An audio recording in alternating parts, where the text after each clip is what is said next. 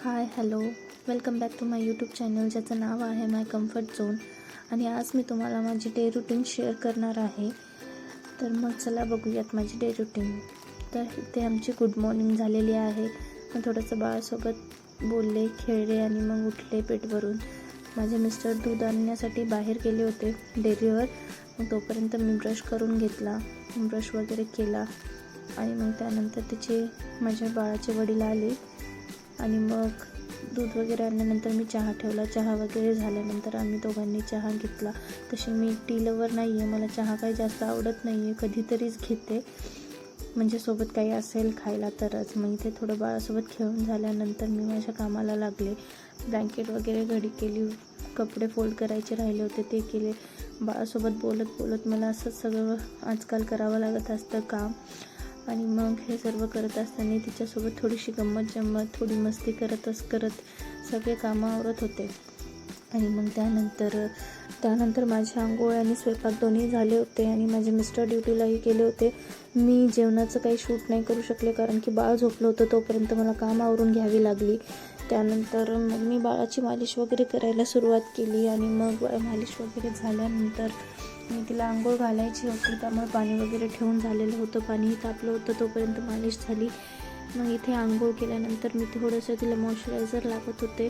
Moisturiser लावल्यानंतर मी थोडंसं तिला लाड केला आणि मग तिला त्याच्यानंतर लगेच झोप येते. मग तरीही ती आज थोडंसं खेळत होती, त्यामुळे तिच्यासोबत थोडंसं खेळणं झालं. तसं मी डायपर तिला यूज नाही करत, फक्त दुपारची खूप लाँग झोप असते, त्यामुळे दुपारची आणि रात्रीच्या वेळेस तिला मी डायपर यूज करते. मग तिला झोपला लागल्यानंतर मी तिला असं फोल्ड करायचा प्रयत्न करत होते, तितक्यात ती पुन्हा जागी झाली. मी रोज माझ्या बेबीला असंच फोल्ड करून झोपू घालते आणि मग ती उठल्यानंतर थोडीशी पुन्हा खेळायला लागली. असं मी तिला फोल्ड करून झोपी घालते झोक्यामध्ये.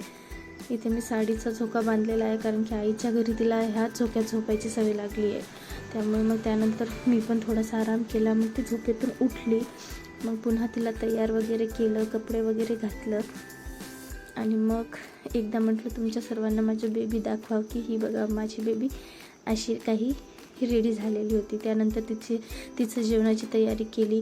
मग तिचं जेवण होईपर्यंत मी थोडंसं आणखीन काम केलं. घरातली झाडझूड वगैरे राहिलेली संध्याकाळची, तर ती झाडझूड वगैरे आटपली.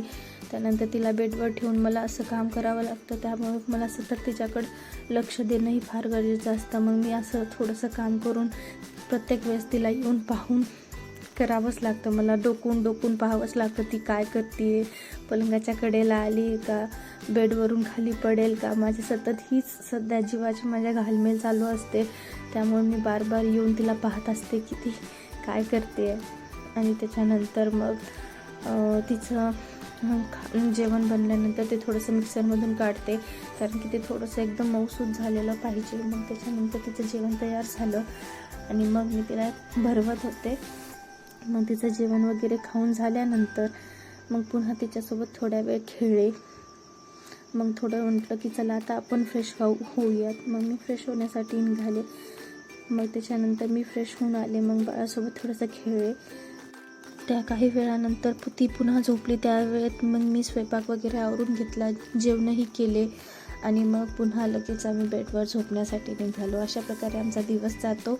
तर चला भेटूया पुढच्या ब्लॉगमध्ये, तोपर्यंत बाय. आणि हो, थँक्स तर बोलायचं राहूनच गेलं. Thank you for watching my vlog. तर लाईक आणि शेअर आणि सबस्क्राईब करण्यासाठी विसरू नका. So bye.